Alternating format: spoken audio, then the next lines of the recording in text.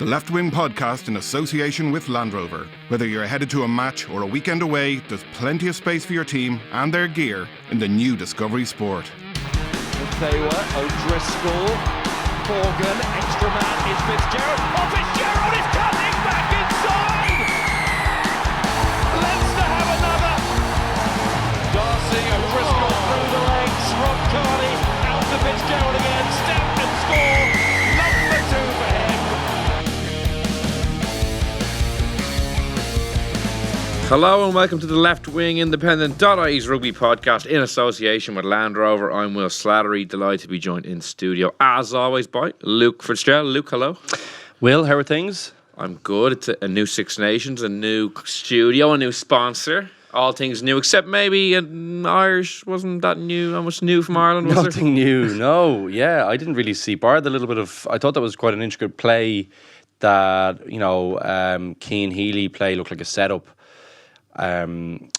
for Johnny Sexton's first try, leaving aside, probably, I just showed you the clip there, that referee's positioning. It's kind of like there's a Pruder film, of JFK's assassination. We got another angle. I hadn't looked at the try from another this angle at the grassy knoll. Yeah, there's basically referee Matthew right now. I don't know how I didn't see this at the time. Just runs basically across. I've been going mental about it for a few days. I just can't believe he basically no one's comes mentioned from it. the Scottish defensive line and kind of runs out in front of. But if you look at it, he ducks out of the way of the ball. But he's perfectly positioned to block the Scottish defender's view of Conor Murray passing the ball to Johnny Sexton.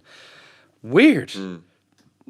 Shocking. But look, anyway, leaving aside, that was the only bit of kind of play I was like, that looks like it's a little bit different. Maybe they ran a little bit more, but I don't know. I mean, look, maybe you don't have to reinvent the game, but I just felt like, did you not? I don't know. Yeah. What was your sense of it? My sense was that I didn't see a huge bit of change. And then when I'm you're thinking it a few days later, you're thinking like, can you expect a whole amount of change in the first game when they've only been together for a week? I'm trying to play devil's advocate here because, like you, I was a bit disappointed that we didn't see a few more kind of instances or new things or new kind of wrinkles to. Well, I think that's probably what you'd expect, isn't it, Will? If you were thinking about the performance and you think about a tight game against Scotland, we're definitely a better team than Scotland. I don't think there's any doubt about that. We have better players. They're playing better more regularly. We have more players playing professionally at clubs that are performing better. We have, I think, a better setup. We have better access to the players. We should beat Scotland now. I think we should beat Scotland fairly regularly. Now, it's a trickier challenge over in Murrayfield, but to my mind, I was thinking we might have a performance like this if there was kind of wholesale changes, if there was like lots of new numbers in. There was a few in, your Doris and that, obviously very unlucky to go off. But generally a fairly similar feel to the team, I thought. And a very similar feel to the game plan, which was even more disappointing, I think. I just didn't see, I saw like lots of, whenever it was stagnant, kicking from 9, something that every team that plays against Ireland will be probably expecting, having, over the last 5 years, that's just been a mainstay for the team.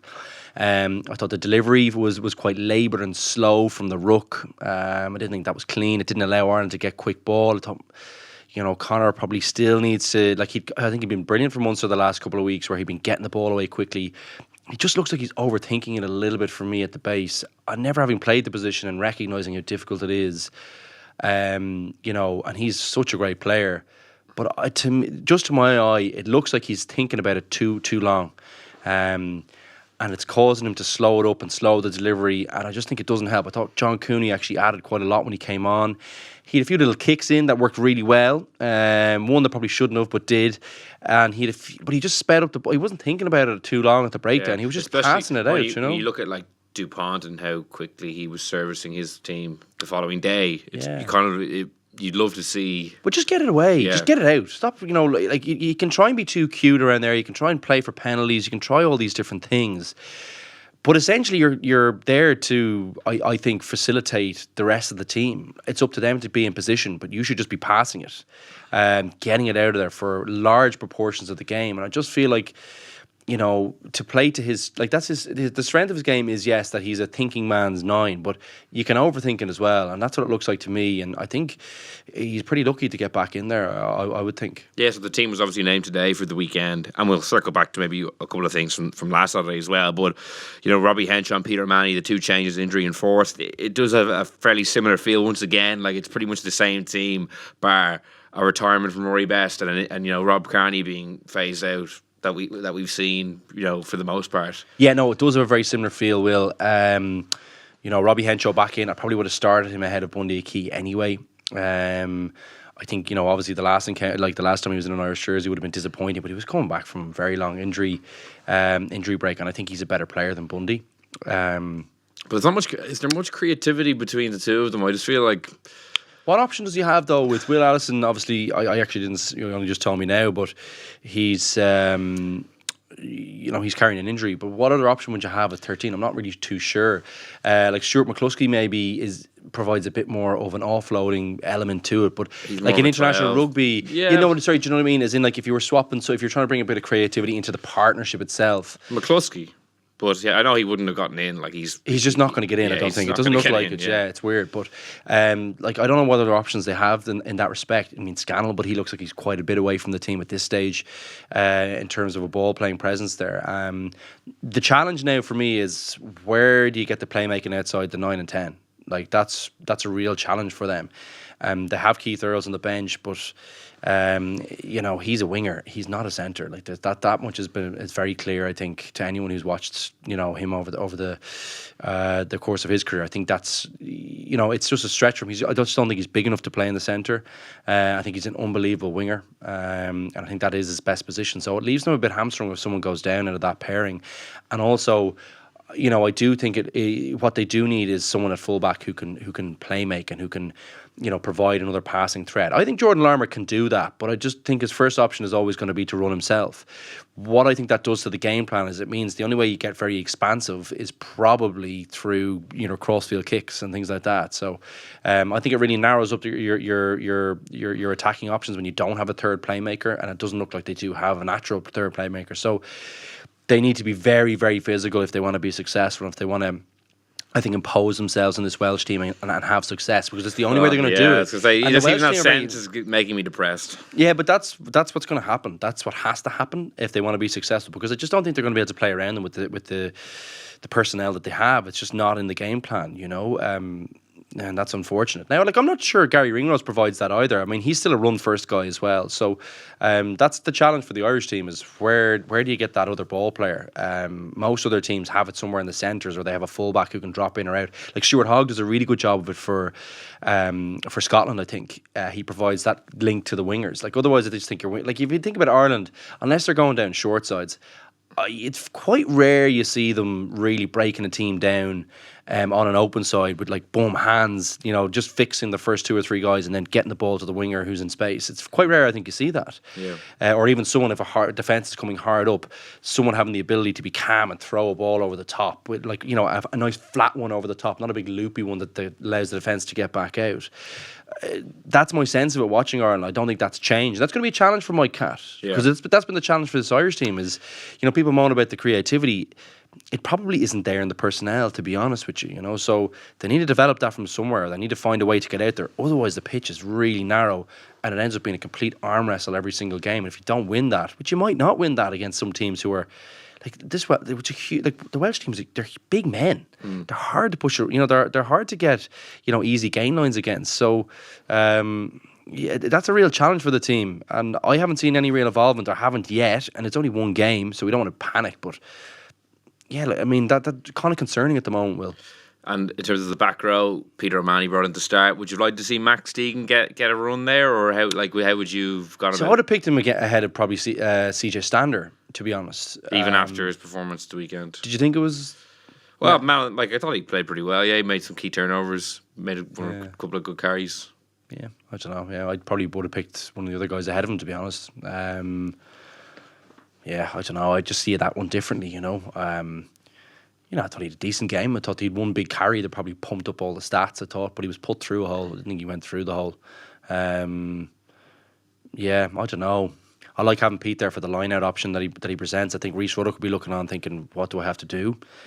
The last time I played in an Irish jersey, I was one of the best players on the pitch and was throughout the competition, playing well for Leinster, albeit with a few injury concerns. But yeah, I don't know. It's an odd looking team to me. Like, it just looks. Sorry, it's not an odd looking team. It's a very familiar team, but it's odd given where the quality has been played. Who's been playing the best in the provinces. That looks odd to me. It looks to me like They're still not picking on performances or on recent form. You know, John Cooney will attest to that as well. That's, you know, I'm sure he'll be really disappointed given I thought his cameo was excellent.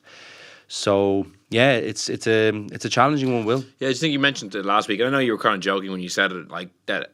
You know, Conor Murray and the salaries on his status, that like it is hard to drop some of these big names. There's probably like 6 or 7 guys who were like huge stars, and we seem to be, maybe, I don't know if we're more beholden to them than in other countries, but certainly it seems for the biggest names in Ireland to be removed from the team, they have to have a huge drop in form. I wasn't really joking about that. I was being dead serious. Well, seriously, like you know, like they're your prize kind of assets. You know, they have to play very bad for a long time. Yeah. I firmly believe that. I mean, the only good thing about a new coaching staff is that they're probably not beholden to those contracts, and that, you know, you're going to have your coach is going to be driving the contracts. Going to say, I need Johnny Sexton in the country. I need you do whatever you need to do to get Johnny Sexton to stay money wise.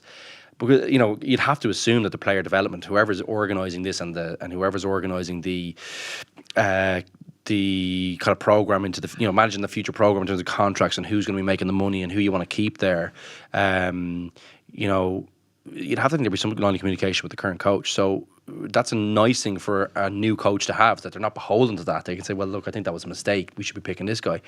But doesn't seem to see it that way, you know. Well, they're all from the old staff as well, so I'm sure they might have had some input. Yeah, but like you've guys like Mike Catt, who's not, Yeah. you know, John Fogarty. You know, look, I don't know what impact. You don't know what impact the scrum coach has on kind of selection, but you'd have to think that have some input.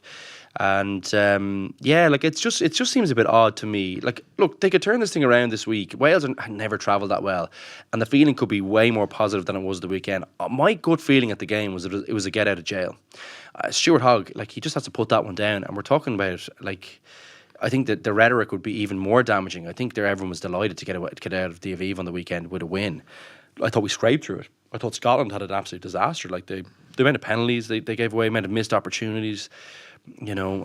And I think off the back of that, my concern is that they see the game completely differently to what I saw. And that's not to say... And, sorry, when I say what I saw, I think it's what a lot of other people saw as well. And I'm thinking, like, yeah, we don't have access to all the stats and the game plan and really know what's going on behind the scenes. But we're all watching rugby a very long time, and you can kind of see, you know, when a team is playing well, when they're not playing well.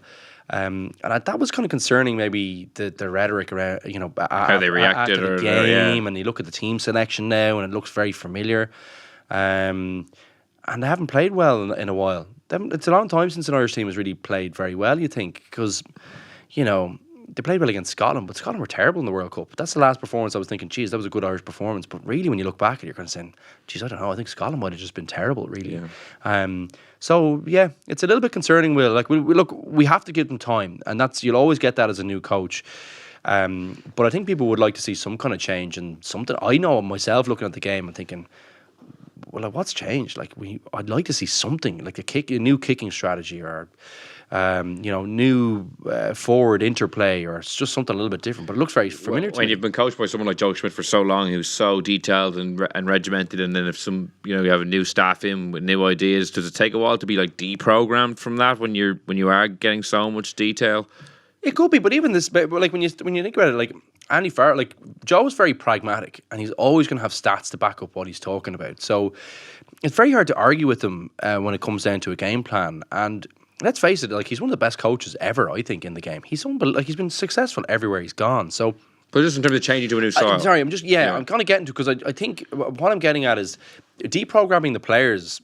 It might be a challenge, and some of them have been around a long time under Joe. You know, with Leinster and Ireland, that could be a challenge. But there might be a case where we have to deprogram the head coach. You know, could be a case of that, and maybe it also. He spent too much time with Joe as well. That's what I'm saying. Yeah. It could be a case of that. You know, Simon Easterby's been in there a long time as well with Joe. I'm sure he's a very smart guy, excellent coach. You know, good stint with the Scarlets as well. Has his own ideas.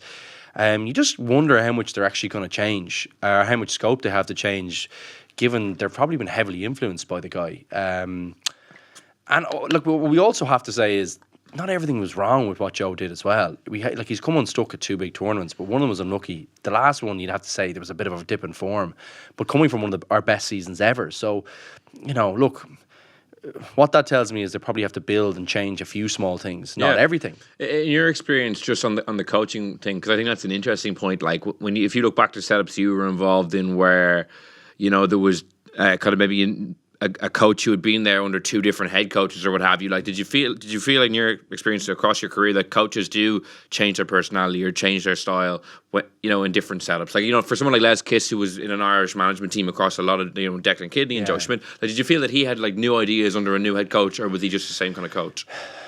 Kissy, he was always great for that. He was a real innovator. He was always trying something new, always trying to, like, he's one of those people who's always kind of, I just loved working with him. I thought Les was brilliant because he had the ability to be very introspective about his own contributions. And I always thought he was trying to change and get an edge. And I think Joe was very similar to that as well. I think he probably had a bedrock of things that I'd probably still subscribe to. And I'm not surprised to see there wasn't. My concern, to answer that one directly, is that I think I didn't see any evidence of even lots of small changes or anything consistent in terms of small changes. Now, maybe the game was kind of erratic and they didn't get to show or really have a big imprint. I didn't see even small changes or consistent small changes in the game plan. It just looked very familiar. And I think it is hard to deprogram yourself from having been with such an impressive guy who probably had a big impact on your coaching thoughts and how you think about the game and all the different facets of it. He would have had a big impact on that. So I think where I saw change in different coaches probably was around when you get a new head coach who's come completely from outside. So, like, say, check it to Joe. But where you get change from that afterwards is probably the people you bring in around you. So if you look at, say, Leo Cullen, who would have worked with Joe closely, probably would have been heavily impacted by him, or Matt O'Connor. He brought in Stuart Lancaster, who completely changed it. So maybe, like, I would have thought someone like Mike Catt, perhaps. It's the Mike Catt role, yeah. That's where I think you probably get the real drive for new ideas and growth. And I just hope he gets the time, or he will get the time, but I hope he has the confidence of Andy Farrell to go, and the confidence in himself to go and imprint a new style of play or a few new ideas into the game, because it needs it. It needs 100%, it, I think. And in the build-up, that's the funny thing. That's why it was quite disappointing, was that the talk and the build-up had been about the new things that they were doing in training, or the new ways they were talking about the game or thinking about the game. And that's why when the performance, albeit a winning one, was still fairly samey, I think people were a bit disappointed. Yeah, and we always temper the first game in the championship with, the fact. I think a fact is a bit strong word, but it's, I would think just by looking at games at the start of the championship, it's quite rare that you get off to a blistering start in an attacking sense consistently for 80 minutes. You might get a few flurries in a game, but generally speaking, it's more difficult to get that part of your game, I think, and everyone aligned and working together and understanding what's expected and all the different roles in an attacking sense. It's just harder to organise that part because there's more nuances and just more to kind of more to absorb in a very short space of time. Like, some of these people will have had 10 days together. Like, that's not a lot of training time. From a defensive perspective, it's usually easier to get organised there. It doesn't change massively from province to province or even from country to country, and there's not as much to learn defensively. So that's always easier, I think, to get organised. That in your kicking game, your strategy. And I suppose that was probably why I thought that was probably a more concerning part than the attack. I think I'll judge the attack a bit more throughout as the championship evolves and we get kind of into the later rounds and see if they can have a big impact there. The kicking strategy was probably the more concerning part for me. I didn't see any change in that. I didn't see them trying anything new. I didn't see them varying it. I didn't see them making it challenging for people in the backfield or other teams to know what Ireland are going to do. It looked really stagnant and very samey. As soon as they got any kind of, and if they lost any kind of momentum, I just saw them just go to that box kick from Conor Murray, and I just think, I don't know. Did you watch the game? The box kicking is just like. Teams are having it figured out. That's the thing. Teams are having it figured out, and it was Scotland errors that when they got pay, it was Scotland errors. Like, there was guys up there competing for the ball on their own, and someone got stuff you should be claiming they'd lost. They had the runner perfectly blocked out. Bar that stupid penalty they gave away against Andrew Conway, but for the most part they had him blocked out. So, I didn't see any. I saw very little. I saw one really good grubber from a winger down the line throughout the whole game. I didn't see that employed. I didn't see any kicking from fullback. Getting up, because I thought there was lots of opportunities to do that. Now, they chose to run a few of them, but I didn't really see them breaking them down there. There was loads of really good opportunities to kick from those positions. And Jordan Norman's actually a lovely kicker of the ball. So is Stockdale. Look, they're kind of parts of the game I'm thinking I'd love to see some growth in that. You know, I'd love to see maybe a few chipping strategies, you know, where they say, well, look, we're going to do this, or even more from Johnny Sexton. Because that looked very like there wasn't much thought put into that, and they hadn't changed anything. Like, I think the attack I'll judge, as I said, later on in the competition, but they need to change it. I just want to see something different. I'm sick of seeing the same thing. Yeah. Are you sick of it? Like, oh yeah, no. May as well ask you, because I think you're watching us way more probably rugby than me these days. No, big time. Like leaving the Aviva on Saturday was a bit deflating, even though they won. I agree with you. I like reading their reaction about how like confident they feel in the squad and how delighted they were with the victory. I was just like, this is a team that Ireland just they crushed in the World Cup, even when they were playing poorly. They only really won this game because Hogg dropped a clanger over the line. I didn't really see any innovation. It was more so once I saw the team selection, I was a bit deflated. I think John Cooney should have been in there. We've talked about Cooney enough, but like, and I think I would like to have seen, you know, Kelleher a bit more. You know, obviously Doris getting injured or getting a concussion after 5 minutes was a real, you know, another deflating moment, because he was one of the new faces who people were excited to see. It was a great turnover, wasn't it? Yeah, it was very good. Who could give you front football? He goes after 5 minutes. You know, obviously very disappointing. And now, like Henshaw comes in, Peter Manny comes in, and the team looks identical, pretty much, bar maybe Jordan Larmour fullback, to the team that, you know, really kind of looked to be at the end of their sell-by date by the end of that World Cup. So, you know, again, I'm going into this weekend and I'm not very excited about I'm looking forward to the game, but in terms of what Ireland might bring, I'm not that excited. Yeah, it's just a bit unconvincing, isn't it? I always think this would have been a great opportunity to bring in, you know, he's got a mandate to change, I think, to change a few things, but, you know, particularly given the recent performances of the team, you know, I think he'd probably buy himself more time to actually play bad. I think if he actually made more changes, I think people would be saying, well, look, we're making a few changes here. It's inevitable that there's going to be, you know, a bit of unrest, a bit of, you know, a few dodgy performances while they try and implement this new stuff. So that's the concerning part, is that they haven't even tried that. So are they actually going to make big changes? That's the thing. Are we going to be waiting should we until be the summer? confident? You know? Should we believe them that they're like, or are they just in this spot where, you know, they're pushing out the same message? You know, O'Shea Khan has them out saying the same things week in, week out. You got your 5 things on your sheet that you're saying, repeat.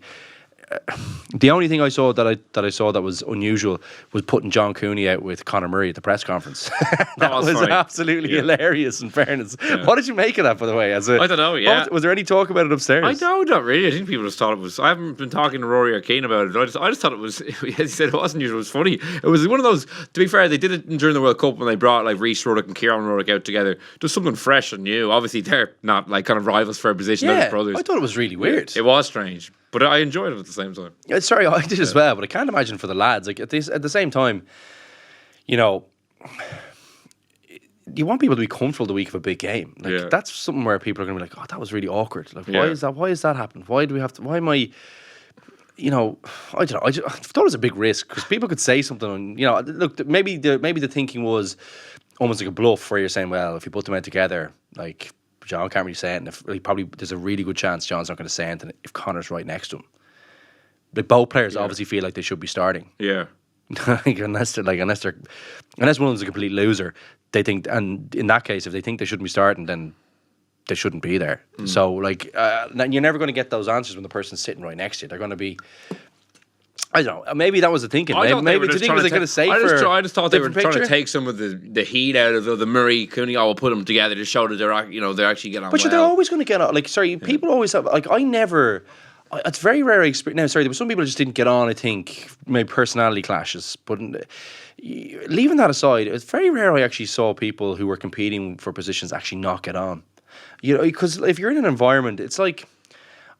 People, yes, they might think the coach prefers that person, or they might, but generally speaking, people are going to try and do what they can to try and influence selection, whether that's being a bit of a teacher's pet but more often than not, they're going to just try and everyone's just trying their best to get in the team. So everyone goes in knowing that about the other person. And if you're not thinking that, you're pretty delusional, I think. And also everyone thinking that they're better and should be getting selected. So it's kind of a bit of a weird one. I thought it was it was very uncomfortable. I'd imagine for both players, particularly given Conor, I'm sure, is very experienced in those scenarios. But I'm sure, like, John hasn't been in that scenario where you're in an international press conference and there's way more people than normal.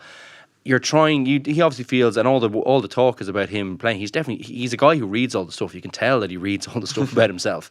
So he's very aware of the kind of sentiment around it at the moment. I just thought it was a really weird thing to do, to put them both out. And maybe, as I said, it's kind of a bluff where you're going to say, well, if we put them out together, all the stuff has got to be very friendly and respectful. Someone's not going to have a slip up, and it's not going to be a talking point this week. But The mass maybe slips. I'm being very cynical about that. But yeah, no, I thought it was a bit of a weird one, Yeah. And yeah, like it did make it was. Sorry, I get it was funny, but it was unusual. Yeah, well, it was definitely unusual. Maybe just to move on to France England as well. Like that was probably the game of the weekend. Yeah, well, I don't know. game. Yeah, like are France back officially? Can we officially say that France are back? No, we can't. They actually won their first game in 2014 against England and then beat Italy like they have Italy this weekend. Won that as well and then really fizzled out. So it has happened before, but the difference this time, I think, is the team that won in 2014 was kind of the team they had for a couple of years, whereas this is like a lot of new blood and it does seem to be a bit more exciting this time. I think we'll watch them when they're away from home, and we make. I think Wales in week 3. I think we make a call. We make a call on them then. If they put up a good fight in the Millennium, which is a real test, well, I think you could definitely say they might be onto something.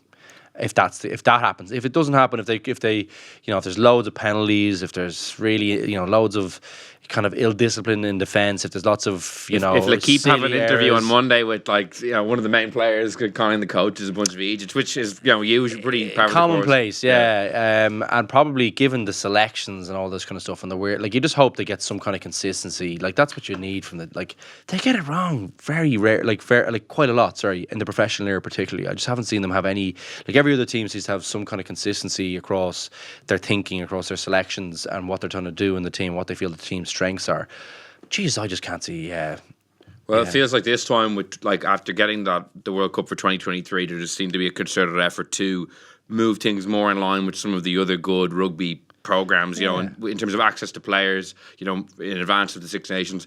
Like traditionally, the guys would have had to on their rest weeks play for Clermont and Toulouse, and and Stade, which is crazy. Now they don't have to do that. They do seem to be getting more in line with maybe the Irish model in terms of the player preparation, which can only be a good thing. Yeah, I had a good chat with Bernard Jackman about that a while ago, and he said there was a big meeting, I think, after last year's Six Nations, and like kind of a crisis one, and people were kind of saying like, what's what do we do? Like, and he said, look, it was very French in that there was a difficult enough morning, not much, like lots of discussion, lots of points, but he said one of the things that did come out of it was and I think he probably had a big impact on that, is the thinking around the kind of data analytics and how they're gathering that and how they're managing the player loads, and the information that they get from the clubs.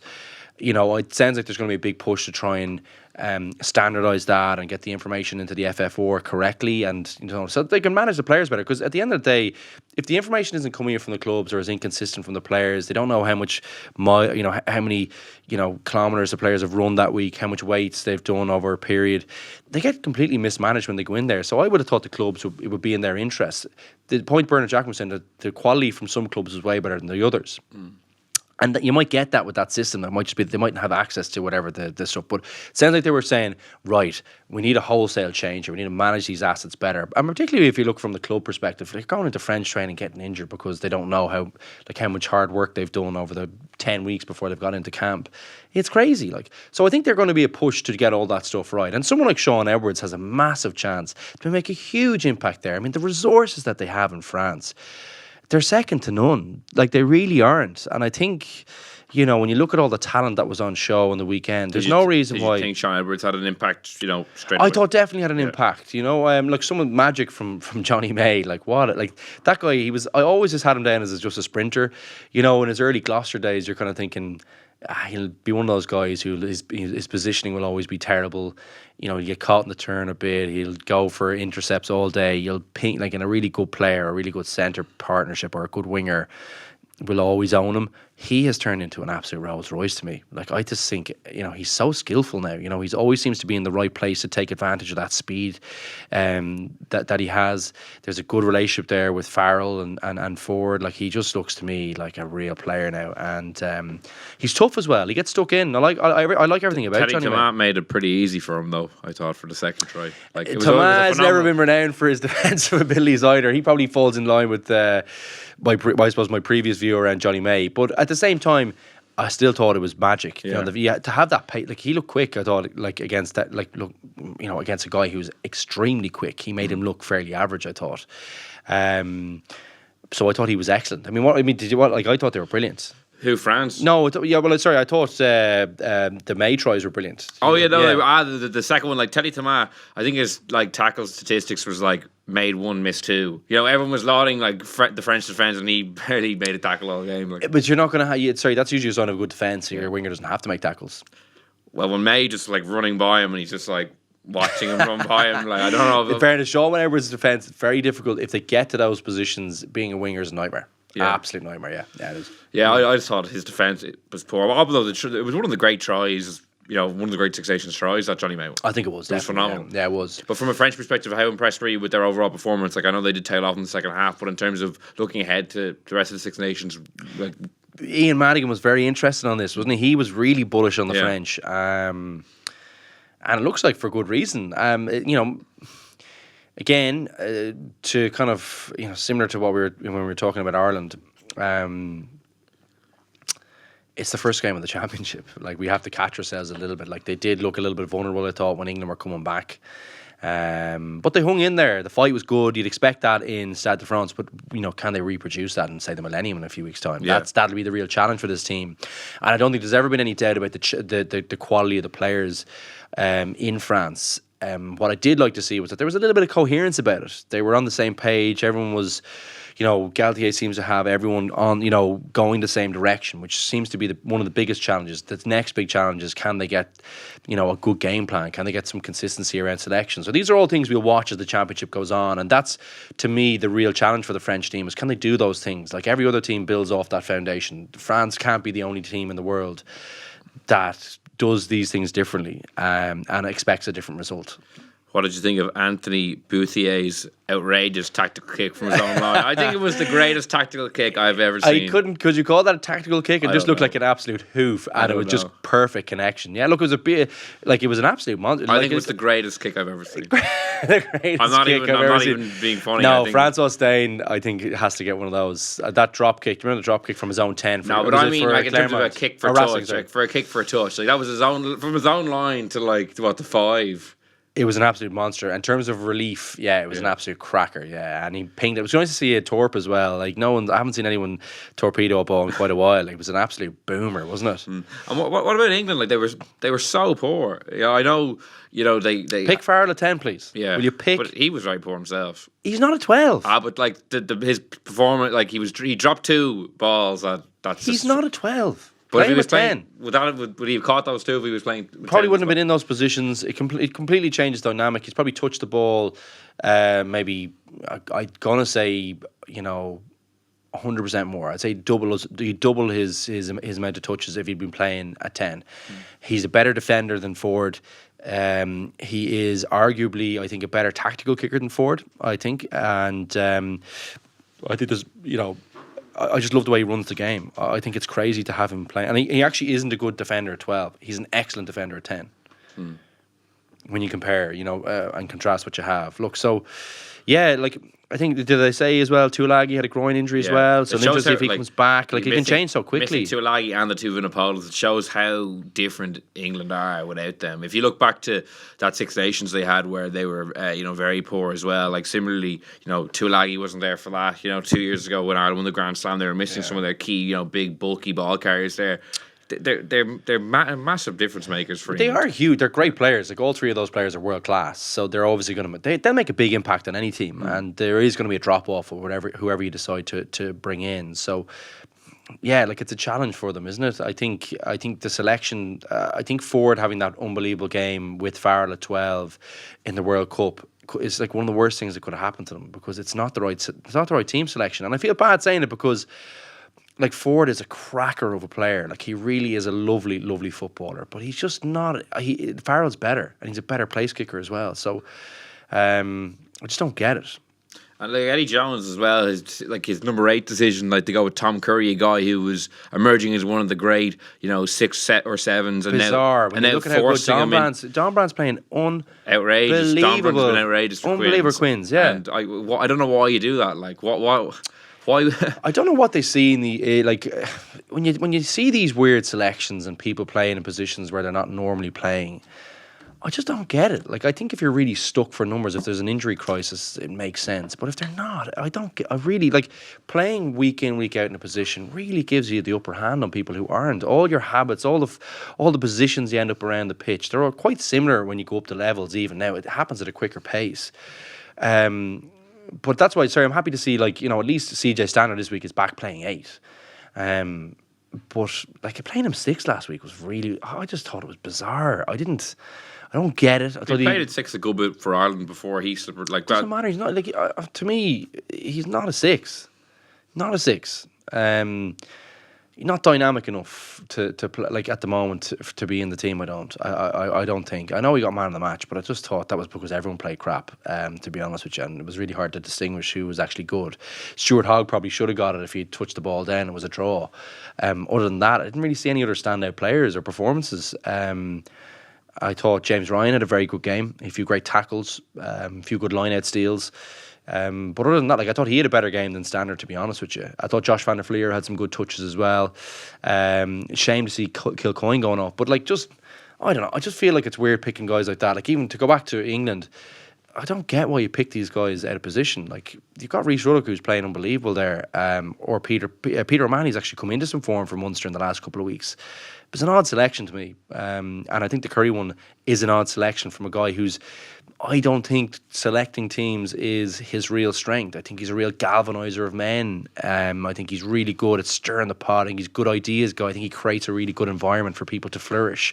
He makes very odd selections. Very odd selections. And some of them have worked, but some of them are not. Even his scrum, the way he's managed scrum half, parachuting Willie Hines in at the World Cup, who's now the backup. Bizarre selection, and Ben wasn't Youngs it? isn't playing great, and now they don't really have an alternative now. Ben Spencer's been really good for Saracens. He's not involved in the 23. But he hasn't even played. Yeah, it's just. Isn't it weird? Yeah, I think it's when I look at him, and I always thought Joe Schmidt was a bit like that as well, but probably just on the real, just uber conservative. Yeah. Whereas Eddie's not conservative, Just but he makes the weird. opposite. He just makes weird selections. Odd, weird, playing guys out of position or putting guys. I remember he, in South Africa that summer where they lost that test series, he put Mike Brown to the wing, a place he hadn't really played in international rugby and either. Defending on the wing is really difficult, and it's a really odd position for someone like a fullback who has that kind of freedom to roam. And basically, it becomes really clear where you should be defensively. Wing is not that easy to pick for your tackling and stuff like that. And there was a headline that he wants to move Ben Curry, Tom Curry's brother, to, I think, was it scrum half as well? It's weird, yeah. It's you get some of these coaches who have a real eye for something like that, a weird selection that works out. But I think in the modern game, it's becoming more specialized. It's becoming more like NFL, where you move someone a tiny bit out of position, you're oh, he's not good at that, he can't do that. Yeah. Or kind of rugby league is quite similar to that. I always remember Ben Teo telling me about playing, you're either right centre or left centre, and basically you can step off your right foot or you can pass off your left hand if you're a right centre. You have a left-handed fen. It becomes that specific by position. Rugby's kind of heading that way. You've got really specialised people playing a role that they're playing all the time. Having familiarity with the role is really important to delivering a good performance. And, with the recognition that I think, and every coach and every team that wants to be great, I think nowadays they want to have, they're all about training and good habits, all that 10,000 hour rule. That definitely applies to changing positions. Everything you do in the game, the more you practice it, the better you're going to be. Yeah. No, I would think. Definitely some bizarre selections. Just before we finish up, we might get some predictions. But also, there is one positive to take from Ireland-Scotland, and that is Ireland have won their first trophy under Andy Farrell, the centenary Qua, which is pronounced, I think it's pronounced Qua. I didn't know about this. It's awarded to the winner of Ireland versus Scotland every year in the Six Nations. So Ireland have won their third centenary Qua in a row. It's a shallow two-handed drinking cup, famous in Scotland. Oh. So congratulations to Andy Farrell and the Irish. But maybe that's why they were so happy. They secured the centenary Qua. Perhaps, yeah. I actually didn't realise this was on offer. Ireland and England go head to head for the Millennium Cup. The Millennium Cup. So I never knew any of these little cups existed. Yeah. France and Italy go tete-a-tete for the Giuseppe Garibaldi Trophy. Good man, And Giuseppe. there's one or two other ones like their names escape me. Think about the Calcutta Cup, obviously. The Calcutta. Sorry, we all know the Calcutta which is up Cup. for grabs this weekend. So we'll finish off with them predictions for the weekend. Obviously, I won't even ask France Italy. That's kind of a given. Yeah, how much? Yeah. Cricket score. And then a really interesting Saturday though. We have Ireland Wales in the early kickoff, and then Scotland England in Murrayfield. Maybe get your prediction for that one first. You know, that's not a gimme for England. They're going in poor form with some selection questions. I know Scotland. Oh, you're gonna have to. I'm after. Where are they playing? It's in Murrayfield. Murrayfield. Okay. Yeah. Well, then it'll be. You'd expect it to be tight. Yeah. I would expect that one to be tight. I think could be 10 points in that one, even though England. But you don't think Scotland can win that game? I do think they can win it at Murrayfield, but I think they won't. I think England will do the business there. I think they'll just have the edge. And Ireland, sorry. Yeah, so I think Scotland there were a few challenges. Like I think Adam Hastings, I thought was had some lovely touches. I thought he ran the game quite well for them, but. I think he will get better, but I thought his kicking was a bit erratic. I thought he made a few bad decisions and a few things that kind of let Ireland off the hook a little bit at times. Down to inexperience. I mean, it was his first Six Nations start, so he's we can excuse him of that, I think, and he could get better, but I think there'll be still a bit of a gulf between him and Finn Russell. And I think Scotland's discipline, it's just going to cost them big games. I think they could make it tight and interesting over there, but and I think that the tightness of the score, I think, will probably be down to the England guys that are missing, the personnel that they have missing, rather than them playing poorly. I just think those guys make a big impact to their team. I think Ireland and Wales. Are you nervous? I am a bit. I do expect us to get better. I just think naturally, second game, you'd expect us to get better, more familiar with the combinations and the game plan, etc.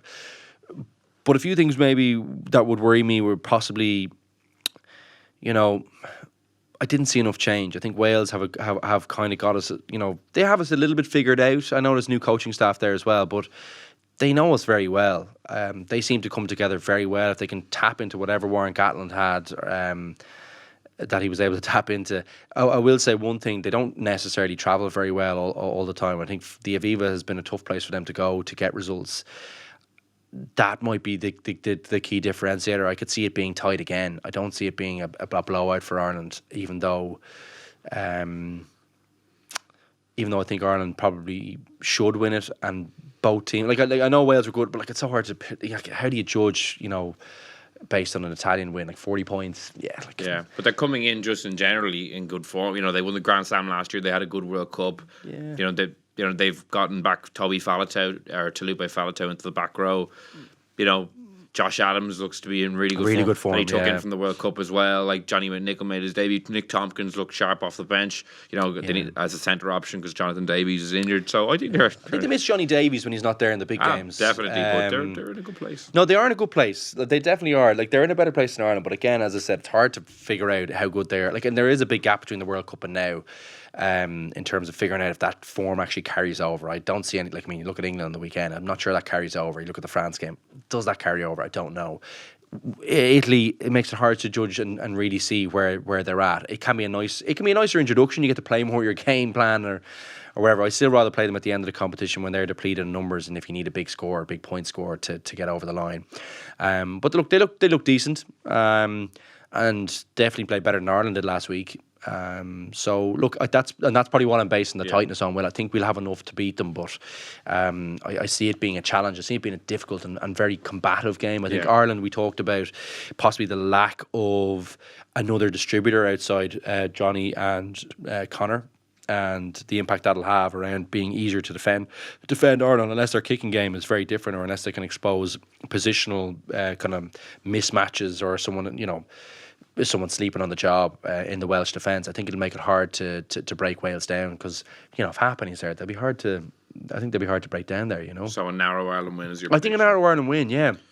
And I think it could be another disappointing one. So, I don't know. It's so hard to predict these things. There's so much. What's your take? And I'm intrigued to see if there's any and anything new we see again this week, like it is a work in progress. Like they've only had 2 weeks together. Yeah, so exactly. Sorry, I agree with that. But if they kind of go out and it's a similar performance and they, if they win narrowly, I guess it's a better result than beating a Scotland team who hadn't much form. But if they were to lose, and if they were to play similarly to last weekend, already there's a lot of pressure on the new coaching staff. Yeah, there is, and I think as well, Ireland might feel the impact of a few of those injuries. I think Kilcoyne was brilliant as coming in for Cian Healy. They'll have is Jack McGrath in, or he's kind of on standby. Dave Kilcoyne is named, but that looked like a bad hit. I'm not sure he'll be in, but well, look, we wait and see on that one. The doctors know better than us, but that could have a big, I think Dave Kilcoyne has been really pushing Cian Healy, which is saying a lot because Cian's been playing brilliantly for a very long time now.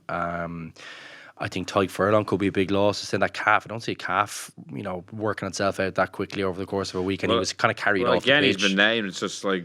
but I think that'll have an impact on his performance. Like whether he actually gets back to playing really well with that. Sorry, I wasn't concise enough on that, but that could have an impact. Now Porter's been very good whenever he's come on. Like I think he's had a big impact. So there's not as big a drop off in that area. But if it was a calf, that's pretty tricky. And especially scrummaging. You're in a fairly awkward position. So we wait and see what the impact of those things are. And look, I think Stander and O'Mahony have come in for a bit of criticism, and they're due a big performance because they are great players. There's no doubt about that. They've proved it for a very long time. They are excellent rugby players, and they are seasoned internationals. So we could see a bit of a bounce back there. But I just think, will we have the oomph off the bench? Because I think you're going to need oomph off the bench against Wales. Yeah, well, that's one of the many questions we'll be interested to see answered over the weekend. But for the moment, Luke, thanks so much for joining me. Cheers, Will.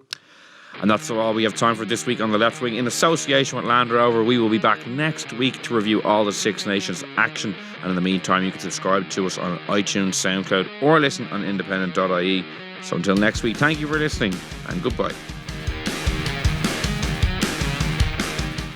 The Left Wing podcast in association with Land Rover. Whether you're headed to a match or a weekend away, there's plenty of space for your team and their gear in the new Discovery Sport.